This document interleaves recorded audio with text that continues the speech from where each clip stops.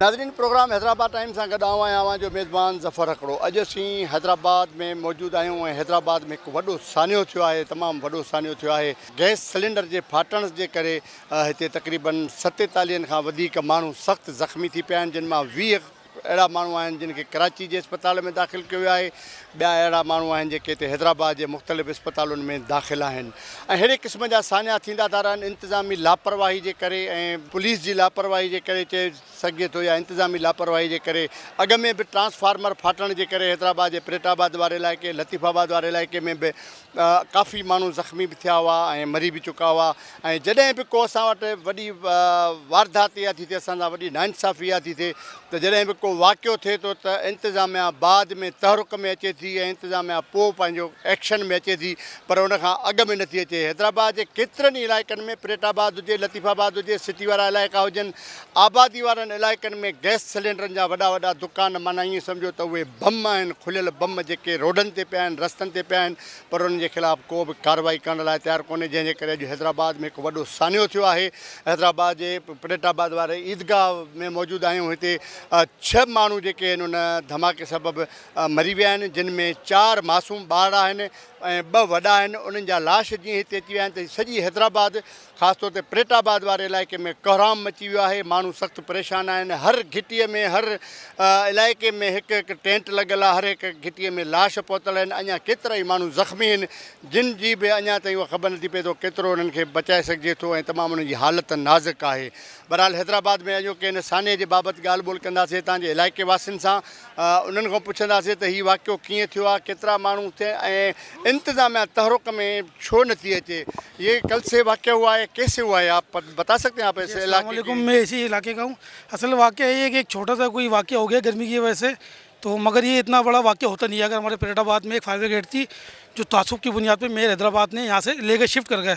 अच्छा, तासुब बुनियादी यहाँ सब ज़बान बोलने वाले लोग हैं, हमारे तमाम ज़बानों बोलने लोग हैं। सिर्फ एक प्रेटाबाद दे दिया भाई, एक शहरी इलाका है, इसकी जाती करना। अगर वो 10 मिनट में आती तो 1-2 हादसे होते हैं। इलाके के लोगों ने अपनी मदद रेस्क्यू किया, एम्बुलेंस मंगवाई, के की एम्बुलेंस, सिंध हुकूमत की कोई मौजूद नहीं थी। उसके बाद जो है 4 सीटरों में लोग लेके गए, घरों में दवा काम हुआ। 2-2 घंटे बाद आई है, मतलब ये गाड़ियाँ यहाँ से NICVD एक था सिविल के अंदर, जहाँ पूरे सिंध इंटीरियर पूरा हैदराबाद के लोग आते रहे। आपका ये कहना है कि इंतजामिया की लापरवाही के सबब लोगों की 12 करोड़ रुपये फंड था इसका, फायर ब्रिगेड का 12 करोड़ रुपये खा रहे हैं ये। प्रेटाबाद के लोगों में इंसान नहीं है, मतलब यहाँ हमारे चले हर जबान के पीछे रहने वाले लोग हैं, हर कम्युनिटी के, यहाँ हर कम्युनिटी में मोहब्बत भाईचारे वाले लोग हैं। तासुब तो ये फैला रहे हैं, ये मेयर साहब, डिप्टी मेयर साहब, मतलब कोई आ नहीं रहे, पूछ नहीं किसी चीज़ भी। ये हमारे बराबर में अस्पताल है, इसमें जब भी आते कोई ना कोई बस आते हैं तो फोटो सेशन वगैरह इंतजाम करके चली जाती है, DC AC वगैरह, ठीक है। अभी 2 ये प्रेटाबाद अस्पताल है छोटा, इसको हम यहाँ के MP मुकामी है, मैंने उसको रेनोवेट करने के लिए उसको कोशिश कर रहे हैं इंतजामिया से। तो हमारी गुजारिश है वज़ीर साहब से कि आएँ, ये प्रेटाबाद के लोग भी इंसान हैं। 2.5 घंटे तक आग लगी रही है और फायर ब्रिगेड नहीं पहुंचा। पहले हमारे पास फायर ब्रिगेड था, अगर वो यहाँ पर मौजूद होता तो वो 15 मिनट में पहुंच सकता था और इतना बड़ा जानी नुकसान हमें नहीं होता। लेकिन उसको अभी कुछ टाइम पहले भी जो है आपकी मीडिया ने उसको हाईलाइट किया, उसके बाद भी हमें फायर ब्रिगेड नहीं दिया गया। हमारे पास हॉस्पिटल्स हैं लेकिन उसको फैसिलिटेट नहीं किया जाता, डॉक्टर्स नहीं है, वो डिपार्टमेंट्स नहीं है कि बर्न्स वार्ड हो या दूसरा वार्ड हो, कुछ भी नहीं है, सिर्फ तासुब और कुछ भी नहीं। दूसरी चीज़, ये जो पैसा हमारा जो सरकारी जो प्रोटोकॉल्स हैं उन पे जो लगाया जा रहा है, इससे बेहतर है कि हमें वो फैसिलिटेट किया जाए। ये जो गलियों में आबादी वाले इलाकों में ऐसे जो ये दुकानें खुली होती हैं, ये भी इंतहाई नुकसानकार है, इनके खिलाफ कार्रवाई क्यों नहीं की जाती? सर इंतज़ामिया इसकी जो है वो जवाबदेह है जी, गैर कानूनी है। इंतज़ामिया इलाका मकीन जो हैं वो भी इसके ज़िम्मेदार हैं, हम लोग खुद इसके ज़िम्मेदार हैं ना, कि हम उनको जगह देते हैं, 2-3 हज़ार रुपये में दुकानें दे देते हैं और फिर ये बम हमारे नीचे जो है फटते हैं। ये हमारी मजबूरी है क्योंकि यहाँ पर गैस ही नहीं आ रहा। अच्छा, ये चूल्हे अपने घरों के लिए? जी हाँ, घरों के लिए लेके जा रहे हैं लोग। अब ये क्या हुआ है कि तासुब समझ लो या क्या समझ लो, ये पता नहीं, वल्लाह आलम, ये उन लोगों को पता है, हमें पता नहीं है कि क्या हो रहा है क्या नहीं हो रहा। हमारे घरों का कभी ज़िंदगी में गैस बंद होते हुए नहीं देखा, इस दौरान गैस बंद हो रहा है। अब गैस बंद हो रहा है तो हम कहाँ जाएँ?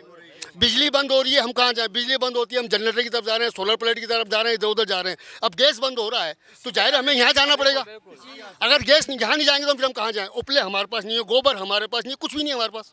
तो ये हमारी मजबूरी बन गई है, मजबूरी बना दी हमारे गवर्नमेंट ने। तासुब समझ लो, कुछ भी समझ लो आप, किस साल के, कभी यहाँ लोड शेडिंग नहीं होती गैस की। आप रात के 9 बजे आ जाएं, मेरे घर पे मेहमान बनकर आ जाएं, मैं आपको चाय नहीं पिला सकता। या तो होटल पे जाऊं, वहाँ से चाय लाऊंगा, क्योंकि मेरे घर में गैस नहीं आ रही है। बिल मेरे घर का 5,000 रुपये का आ रहा है। भाई मैं कहाँ से भरूंगा? अब मुझे अपने घर को चलाने के लिए, मेरे घर में छोटे छोटे बच्चे हैं, हम लोग मजदूर तबका, हमें क्या जाना पड़ेगा? LPG की तरफ जाना पड़ेगा, गैस लाना पड़ेगा।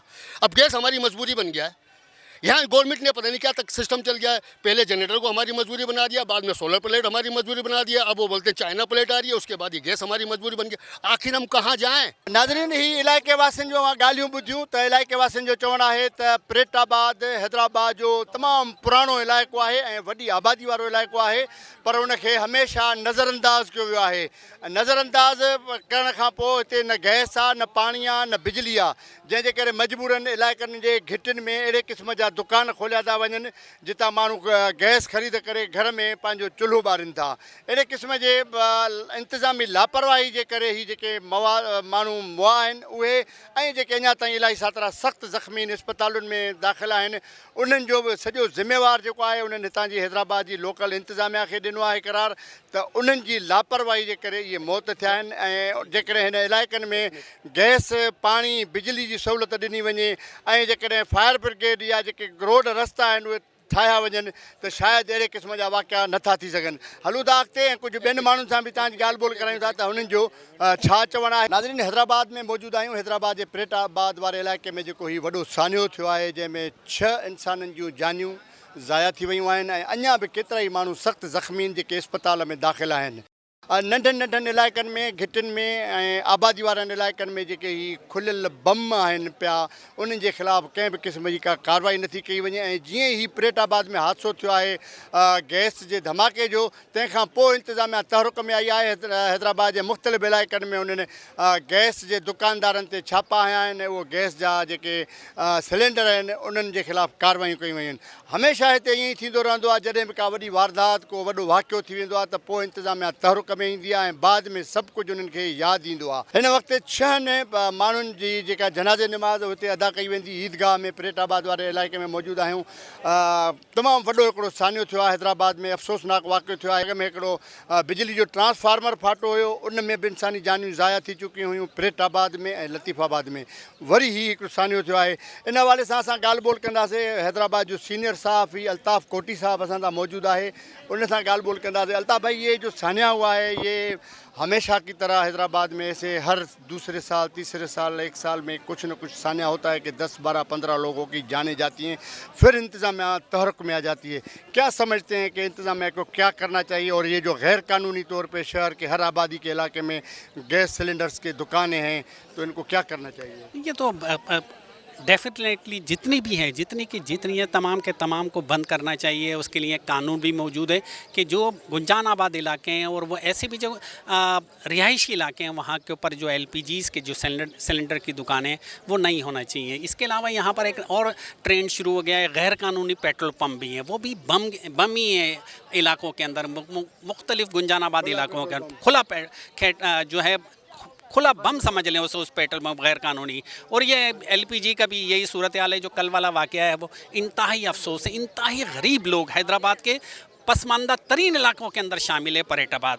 मैं हुकूमत से ये मेरा इस्तेकाक तो नहीं बनता, लेकिन मैं एक शहरी होने के नाते और इस शहर का बेटा होने के नाते मैं इस बात की हुकूमत से अपील करता हूँ कि ये जो लोग हैं उनको बहुत बड़ी तादाद में, ये बहुत बड़े पैसों से उनकी इमदाद की जाना चाहिए ताकि वो अपने आइंदा की ज़िंदगी, अपने बच्चों की ज़िंदगी सुकून से गुजार सकें। जो भी कुछ हुआ बहुत गलत हुआ। यहाँ पर सबसे बड़ी बात है कि हम जब उठाकर लेकर गए थे तो अस्पताल में कोई अमला नहीं था। अस्पताल में, सिविल अस्पताल में 15 से 20 मिनट तक कोई अमला नहीं था, ना AC चालू थे, लोग पर चिल्ला रहे थे, परेशान हो रहे थे, लेकिन किसी किस्म की कोई वहाँ पर जो ना वो नहीं थी। बाद में अमला आया, उन्होंने गेट बंद किए और आवाम को निकाला, नहीं तो आवाम खुद भागी फिर रही थी और ख़ुद अपने हाथों से काम कर रही थी वहाँ पर। कितनी मौत हुई हैं अभी? ये कोई मेरे को इल्म में नहीं है भाईजान। 12 सुनने में 6 या 7 आ रही हैं। हाँ, क्या इंतज़ामिया की लापरवाही है इसमें? नहीं, ये तो लापरवाही तो अल्लाह बेहतर जाने, क्योंकि सिलेंडर फटा है और सिलेंडर अगर हम ये कहें कि यार बिजली का था तो बिजली से भी नहीं थी, उस टाइम लाइट भी नहीं थी जिस टाइम पर ये वाक़या हुआ। हाँ, मैं वहाँ मौजूद था जिस टाइम पर ये वाक़या हुआ। धमाका जोरदार धमाका बहुत ज़ोरदार हुआ। मेरे वहाँ से ले जाने के बाद मज़ीद मैंने सुना है कि और मज़ीद धमाके हुए, बहुत ज़्यादा धमाके हुए उसके बाद। भाग दौड़ भी आपने देखी होगी। बहुत हम तो उठा के लेके गए। मैंने 10 से 8 आदमी उठाकर जो ना रिक्शों में डाले हैं, खुद अपने हाथों से उठाए भाई। एम्बुलेंसेस ने एम्बुलेंस, कोई एम्बुलेंस नहीं थी, किसी किस्म की एम्बुलेंस नहीं थी। कम से कम 1 घंटे बाद एम्बुलेंस आई है भाई, 1 घंटे बाद। इसी तरीके से अस्पताल में कोई अमला नहीं था। 15 से 20 बल्कि आधा घंटा पौन घंटे से ज़्यादा जो है ना गुजर गया था हमारे को, लेकिन अमला नहीं था। बात ये इंतज़ामिया एक हुकूमत जो है वो इतना कुछ करती है, अरबों रुपया लाखों रुपया खर्च करती है, आवाम के लिए कुछ सोचे, बेहतरी के लिए, आवाम की बेहतरी के लिए तो कोई भी नहीं सोच रहा। सब अपना अपना सोचते हैं। अभी ये जितनी गाड़ियाँ आई हैं, लाखों रुपया अरबों रुपया गवर्नमेंट का खर्चा हो रहा है, आवाम जो मरे इनको कौन इमदाद कर रहा है? ना बच्चे हैं उनके, ना बीवी बच्चे, सब ऐसे के ऐसे पड़े हुए हैं, उनकी कोई इमदाद नहीं है। करोड़ों रुपया जो है ना खाली बिजलियों पे और वो गाड़ियों पे और पेट्रोल पे खर्च हो रहा है। सिर्फ ये फोटो सेक्शन हो रहा है मेरे हिसाब में तो, और कुछ भी नहीं। नाज़रीन, प्रोग्राम हैदराबाद टाइम्स में तव्हांखे ॾेखारियूं था जेको ही परेटाबाद में वॾो सानियो थियो आहे ऐं हिन वक़्त ताईं 6 इंसानी जानियूं ज़ाया थी चुकियूं आहिनि। अञा बि केतिरा ई सख़्तु ज़ख़्मी हालत में मुख़्तलिफ़ अस्पतालुनि में, कराची तोड़े हैदराबाद जे अस्पतालुनि में दाख़िल आहिनि। इंतिज़ामी लापरवाही सबबि हर दफ़े हैदराबाद जे मुख़्तलिफ़ इलाइक़नि में किथे न किथे के वॾा सानिया थियनि था ऐं उन्हनि सानियनि में केतिरा ई माण्हू अजल जो शिकार थियो वञनि। हैदराबाद में बि ईअं ई थियो आहे त हिन वक़्तु जेको परेटाबाद वारो इलाइक़ो आहे, परेटाबाद गुतियल आबादी जो इलाइक़ो आहे, उन गुतियल आबादी इलाइक़े में हिकु जेको आहे सो गैस जो सिलेंडर फाटो, धमाको थियो, जंहिंमें तक़रीबन 50 जे लॻभॻि माण्हू ज़ख़्मी थिया आहिनि ऐं उन्हनि में काफ़ी सारा ज़ख़्मी अञा ताईं सीरियस कंडीशन में आहिनि। उन हवाले सां ॻाल्हि ॿोल कंदासीं। हितां जो असां सां MPA वसीम अहमद ख़ान गॾु आहे, मौजूदु आहे। उन सां ॻाल्हि ॿोल कंदासीं त हीउ वाक़ियो कीअं पेश आयो आहे ऐं हमेशह जीअं जॾहिं को वाक़ियो पेश ईंदो आहे त उन खां पोइ इंतिज़ामिया तहरुक में ईंदी आहे, पोइ कार्रवाई थींदियूं आहिनि। वसीम भाई, एक तो ये अफ़सोसनाक वाक़या जो हुआ है हैदराबाद में, इंतहाई मीडिया समेत हर हैदराबाद के शहरी को अफसोस हुआ है कि बड़ा सानिया हुआ है। किसकी लापरवाही से ये हुआ है और ऐसे वाक़यात होने के बाद इंतज़ामिया तहरुक में क्यों आती है? सिर्फ और सिर्फ 2 लोगों की जिम्मेदारी है, डिस्ट्रिक्ट इंतज़ामिया की और मेरे हैदराबाद की। अगर आज सिलेंडर की दुकानें यहाँ पे LPG की सिलेंडर कौन NOC देता है? DC की तरफ से, ऑफिस की तरफ से। कहाँ थे? क्यों 5 साल के अंदर सिलेंडर क्या नाम है तब्दील हो जाते हैं? क्यों 15-15 साल से क्या? क्यों चेक इन बैलेंस नहीं था? बहुत सारे महकमे, वो सारी प्रेस कॉन्फ्रेंस में सारी चीज़ें आपके सामने रखें। फायर टेंडर परेटाबाद में मौजूद था। जब टाउन बने, मेयर आए, उसके बाद टाउन बने, सारा स्टाफ यहाँ से निकल गया, फायर टेंडर बंद कर दिया गया। अगर होता तो यहाँ लोगों की जान बच सकती थी ना। नोटिस ले लिया, अरे इंसान की जान चली गई, तुम्हारा नोटिस है? मैं मुतालबा करता हूँ इंसानी जानों का। मेयर हैदराबाद पे उस ज़िला इंतज़ामिया के जो लोग हैं जिनकी नाअहली कोताही की वजह से उन पर FIR दर्ज की जाए, उन पर FIR दर्ज होनी चाहिए, ताकि मिसाल बननी चाहिए कि जिन लोगों की नाअहली की वजह से फायर स्टेशन बंद हुआ या जो भी इसके अंदर जो हैं। सिविल हॉस्पिटल की हालत देखिए आपने, 1 अरब रुपए का बजट है। क्या था? ऐसे ही नहीं थे, ऐसे नहीं चल रहे थे।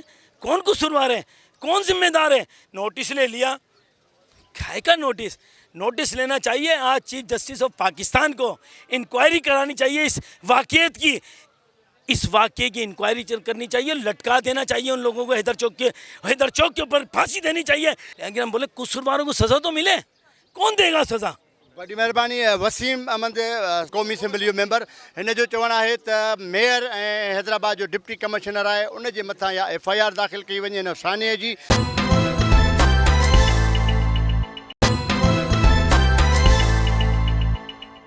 साईं, असल में जेको असीं जेका ग़रीब माण्हू आहिनि हिते रहनि पिया, सिंध अमर धरती जेकी आहे हीअ असांजी सभिनि जी आहे। असीं मरनि पिया हिजरत करण वारा, उर्दू हुजे या सिंधी हुजे, शहरी जेका हुजे हू मारिजी वञो। छाजे करे असांजे जेको शहर में फायर ब्रिगेड हुई परेटाबाद में, हू हितां खां मुंतकिल करी छॾी आहे माना ॿिए पासे ते। ॿियो NIT बि हिते होसि दिलि जो माना की असां वटि हॉस्पिटल, हू बाईपास ते मोकिली छॾियो आहे। हाणे ॿुधायो असीं किथां वञूं? हिते बाहि लॻी आहे, 3 कलाक खां पोइ गाॾी आई आहे। असीं छो माण्हू न आहियूं छा? असीं छो सिंध जा ॿार कोन आहिनि छा? हीअ सिंध जा वासी, हीअ सिंध खे सिंध मां धरती चवंदा आहिनि।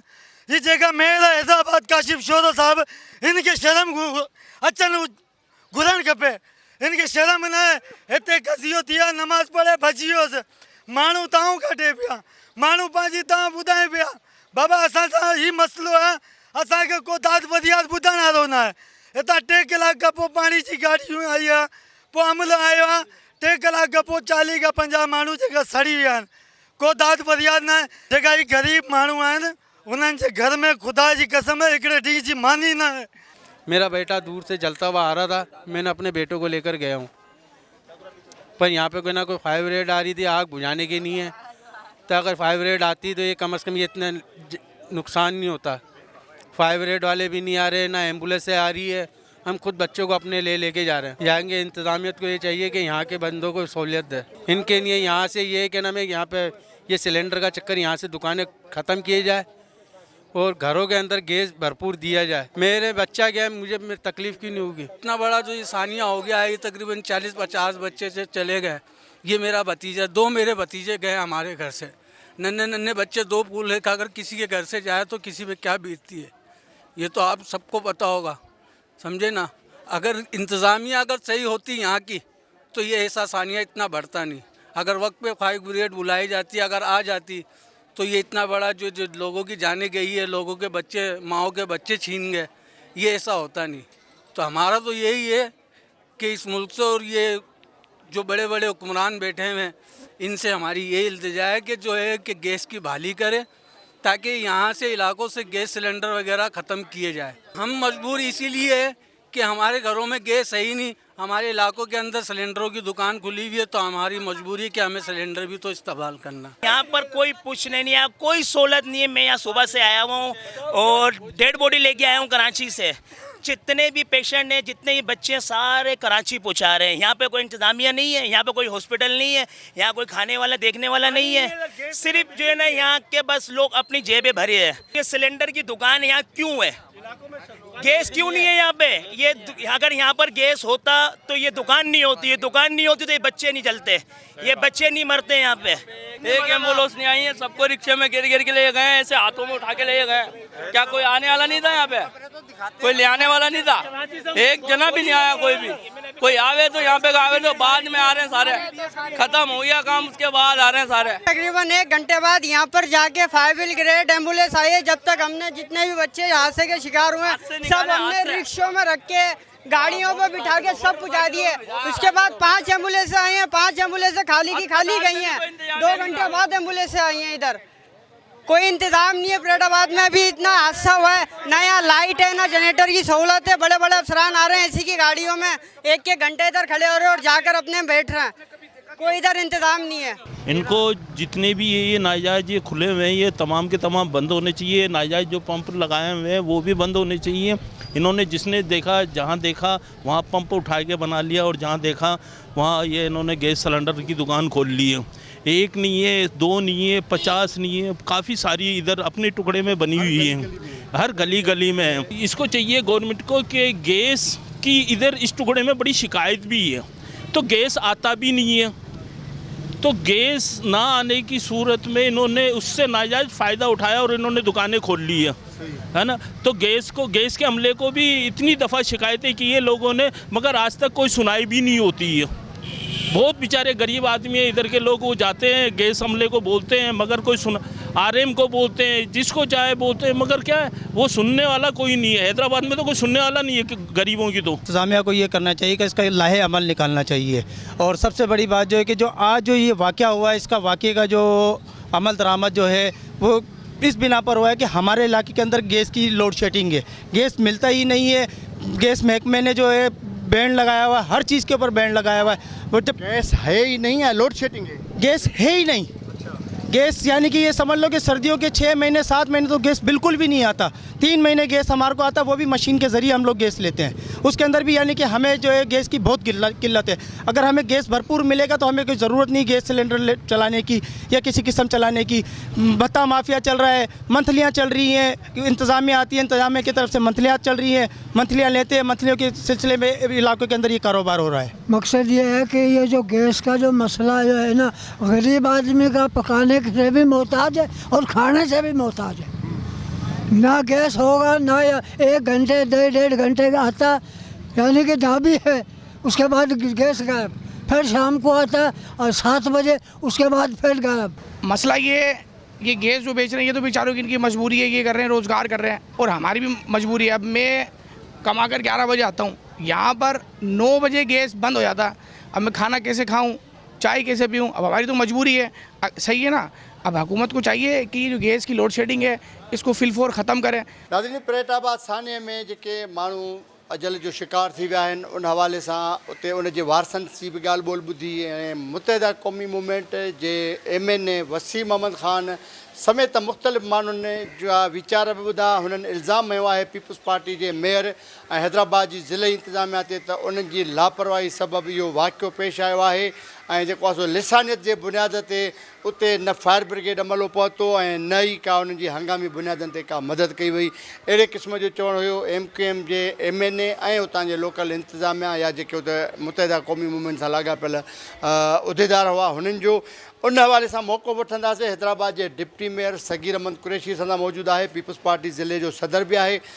त हिननि जे मथां इल्ज़ाम लॻायो वियो आहे त इहो जेको सानियो थियो आहे इहो हिननि जे लापरवाही सबबु मेयर, डिप्टी मेयर ऐं जेको आहे सो ज़िले इंतिज़ामिया जंहिंमें डिप्टी कमिश्नर ते इल्ज़ाम लॻाया विया आहिनि। इहो बि उन्हनि मुतालबो कयो आहे त उन्हनि जे मथां केस दाख़िल कयो वञे हिन वाक़े जो। अवां पीपुल्स पार्टी जा ज़िले सदर बि आहियो, डिप्टी मेयर बि आहियो। हीउ जेको वाक़ियो थियो आहे पहिरियों तमामु इंतिहाई अफ़सोसनाक वाक़ियो थियो आहे। इन में अवां ते ख़ुसूसन मेयर ऐं डिप्टी मेयर ऐं ज़िले इंतिज़ामिया ते MQM इल्ज़ाम लॻाया आहिनि त उन्हनि जी लापरवाही सबबु माण्हुनि जो जेको ई मरण वारो सानियो पेश आयो आहे उहो इन जी लापरवाही सबबु थियो आहे। छो त न फायर ब्रिगेड पहुतियूं, न एम्बुलेंस पहुतियूं ऐं न ई इस्पताल में डॉक्टर मौजूदु हुया जंहिंजे करे माण्हू मरी विया आहिनि। केतिरे क़दुरु इहा हक़ीक़त आहे ऐं हिन वाक़े ते अवां छा चवंदा? बिस्मिल्लाहिर्रहमानिर्रहीम। कल जेको अफ़सोसनाक वाक़ियो थियो आहे असीं उनसे वाक़े ते अफ़सोस जो इज़हार था करियूं ऐं पीस पार्टी हैदराबाद ज़िले जी तरफ़ां ऐं बिलावल भुट्टो जी तरफ़ां जेको अॼु पैगाम हलियो आहे उनजे हवाले सां असीं हिन में ग़म में शरीक आहियूं। रही ॻाल्हि इंतिज़ामी लिहाज़ सां तो कल जेॾीमहिल इहो वाक़ियो थियो तो इलाइक़ा गुंजान आबादी में हो, फायर ब्रिगेड की गाड़ी पहुंची हुई उते, अध कलाक का मुने कलाक में गाड़ी उते मौजूद हुई। इलाके में इंक्रोचमेंट मामला हुआ पर गाड़ी बहरहाल फ़कीरपुर में मुख्तलिफ़ इलाक़नि में उते गाड़ी पहुची हुई। ऐं पाण उते 6 लॻी कोई 10-15 मिनट में अध कलाक पोइ असीं बि माण्हू मौजूदु हुआसीं। उते जा MP हज़रात भी मौजूदु हुआ ऐं हालात अफ़सोसनाक हालत हुई। इलाके में वफ़ाक़ी हुकूमत जे लाइसेंस याफ़्ता स्टोर जेके हलनि था, पेट्रोल पंप या LPG स्टोरेज जो ये इशू कंदी आहे फेडरल गवर्नमेंट। इलाके में स्टोरेज बिल्डिंग जे हेठि इलाक़ा मकीननि जो उते गुंजान आबादी में वो खोलण LPG ये इंतिज़ामी लिहाज़ सां जे वफ़ाक़ जा इदारा आहिनि या सूबाई लिहाज़ सां ACDC जेके आहिनि इन्हनि जी ज़िम्मेदारी थिए थी इलाके जा विज़िट कनि या रिपोर्ट रखनि। इन इलाके जी तहक़ीक़ात थियणु खपे ऐं इन इलाके में जेके ज़िम्मेवार आहिनि उन्हनि खे क़ाबिले जेके भी कानून के मुताबिक सज़ा मिलण खपे ताकि आइंदा इलाक़नि जी वाक़नि जी रोकथाम।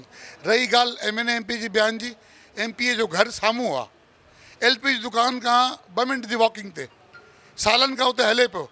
अॼु आउं एडवांस में ॻाल्हि करे ॿुधायां थो, pump station petrol pump station 20 के 25 खनि उते खुलियल आहिनि विदाउट लाइसेंस, जेके खुलो विकामनि था। ये MP जे घर जे साम्हूं बि आहिनि। ये महीने पहिरीं जो ख़्यालु आयो आहे MP साहब के जेको इन बयान जारी कयो आहे या इंटरव्यू के लोकल सोशल मीडिया के ॾिनो आहे इंटरव्यू। खुली ॻाल्हि आहे सालनि खां ही फायर ब्रिगेड उते हिकिड़ी मौजूदु हुई। फायर ब्रिगेड कई सालनि खां अनएक्टिव हुई। अॼु खां 7 महीना पहिरीं मूं मेयर खे बि लिखियो, हिकिड़ो ख़त जारी कयो आहे। मूं उहो लिखियलु ख़त हो मुंहिंजो, बाबा असीं ज़िम्मेदारी सां इहे सभु कमु ॾिसूं पिया पर इख़्तियार बि मेयर जो बहरहाल वियो लेटर पर वो अंडर प्रोसेस हो। गाड़ी नहीं खपंदी हुई, वो इमारत मखदूश हालत में हुई। असीं उन बाख़बर भी आहियूं लेकिन ये जेके 40 साल जेके बल्दिया में वेठा हुआ उन्हनि वटि ख़्यालु न आयो उन्हनि खे। ऐं LPG तो जो साम्हूं कल वाक़ियो थियो न, ये तो बल्दिया जो कमु कोन्हे LPG बंदि कराइणु, वफ़ाक़ जो इदारो आहे। MNA भी इन्हनि जो आहे, पहिरीं बि हुआ हींअर बि आहिनि। वो न आहे हादसो थियो आहे, सियासत कनि पिया। ऐं अफ़सोस जी ॻाल्हि आहे बच्चा आहिनि असांजा इन्हनि खे जेके ज़ख़्मी थिया आहिनि, जेके फ़ौत थिया आहिनि, मुने कलाक में 1122 तमामु मरीज़नि खे कराची पहुचायो आहे, सिविल अस्पताल पहुचायो आहे। 1122 जी क़ाबिल तारीफ़ सर्विस आहे। सिंध गवर्नमेंट जेके इक़दाम कया आहिनि, कल उन्हनि इंसान दोस्ती में इंतहा कई आहे। घर में गिड़ी हर के कढी आहिनि ॿाहिरि। नंबर 1 अस्पताल पहुचाइणु, कराची ताईं खणी विया आहिनि माण्हू जेके उते अंदरि जेके बर्न थिया आहिनि जेके सिलेंडर खां, उन्हनि खे पहुचाइण में अहम रोल हो। ऐं इहे अंधुनाक वाक़ियो आहे, इन जी इंक्वायरी थियणु खपे। छो इहे सिलेंडर जो कारोबार छो पिया हलियो? हींअर पेट्रोल पंप जो बिज़नेस हलनि पिया उते साॻे इलाइक़े में, खुलो तेल 500 लीटर, जो ख़ुदा न ख़ास्ता हुन में कोई थियो त छा थींदो? ये ना उन्हनि खे MP के नज़र में आहे न MNA के, छाकाणि त उन्हनि जो ताल्लुक़ ई कोन्हे आवाम सां। JUC में वाक़ियो थियो आहे, इहा असांजी खटल आहे। दाएं बाएं राइट लेफ्ट सभु UC पीस पार्टी जूं आहिनि, 8 का 10 का 11 का 12 का 13 का, इन्हनि जो छा वास्तो वीचारा? हवाई तवाई बि MP MNA मुंतख़िब थिया आहिनि। असां उते ज़िम्मेदार आहियूं, पंहिंजे माण्हुनि सां बीठा आहियूं, राति बि हुआसीं सुबुह बि हुआसीं, त लिहाज़ा नियापो खुलो खुलाए बल्दिया में ज़िम्मेदार माण्हू, MC हुजे, फायर ब्रिगेड जो अमलो हुजे, उन्हनि जे ख़िलाफ़ु इंक्वायरी थींदी। पर जेके फेडरल गवर्नमेंट लाइसेंस इशू करती, वो कमु आहे इदारनि जो चेक करणु। जे वटि लाइसेंस कोन हो त छो के पिया हलियो कारोबार? अरे छो पिया हलनि? पेट्रोल पंप छो था हलनि इलीगल? नोज़ल ओपन आहिनि, विज़िट करे वठो फरीदाबाद पिंजारी थाने जी हद में खुलो कारो, मैमपुरी गुटके जी ख़बर आहे भत्ते जी, पर हीअ बि ख़बर रखणु खपे हिननि खे। अच्छा, उन्हनि मुतालबो कयो आहे त जेको हैदराबाद जो मेयर आहे ऐं डिप्टी पंहिंजो कमिश्नर आहे, इन्हनि जे मथां केस दाख़िल कयो वञे। ये सियासी नंबरिंग आहे, स्कोरिंग आहे, पॉइंट स्कोरिंग आहे, ग़लति आहे। इंक्वायरी थिए, जेको ज़िम्मेदार आहे अफ़सरान, मेयर आग बुझाईंदो या फायर ब्रिगेड जो इंचार्ज मेयर आहे, जा ऑफिसर आहे जेकी ज़िम्मेदारी आहे। जिते गफ़लत आहे उते वञणु खपे। इहे इंसान दोस्ती तव्हांखे आईंदा अहिड़ा वाक़िया न थियनि। मूं पॉइंट आउट कई आहे, मूं ॻाल्हि रखी आहे। ज़ाहिर आहे इहे 40 सालनि जी ख़राबी आहे बाबा। कंवर नवीद खां वॾी यको पिया हलनि, आफ्ताब शेख बि हलनि पिया, तैयब बि हलनि पिया।